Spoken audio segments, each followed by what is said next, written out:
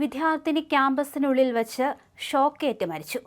Microbiology വിഭാഗത്തിലെ ഗവേഷകയായ ജ്യോതിയാണ് മരിച്ചത്. 28 വയസ്സായിരുന്നു.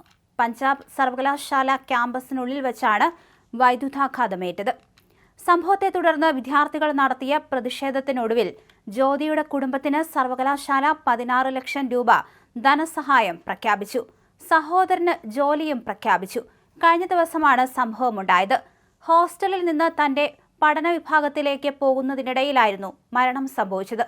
വെള്ളക്കെട്ട് രൂപപ്പെട്ടതിനെ തുടർന്ന് പ്രധാന പാതയ്ക്ക് പകരം നടപ്പാതയില്ലാത്ത ഭാഗത്തുകൂടി നടക്കാൻ ശ്രമിക്കുന്നതിനിടെ സമീപത്തെ ഇലക്ട്രിക് ജംഗ്ഷൻ ബോക്സിൽ നിന്നുള്ള വൈദ്യുതിയേറ്റ് ഷോക്കേൽക്കുകയായിരുന്നു.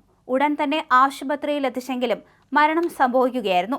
അതേസമയം സർവകലാശാല വൈസ് ചാൻസലർ പ്രൊഫസർ രേണു വിഗിന്റെ ഓഫീസിന് മുന്നിൽ നിരവധി വിദ്യാർത്ഥികൾ പ്രതിഷേധവുമായി അതിനുശേഷം തടിച്ചുകൂടുകയായിരുന്നു.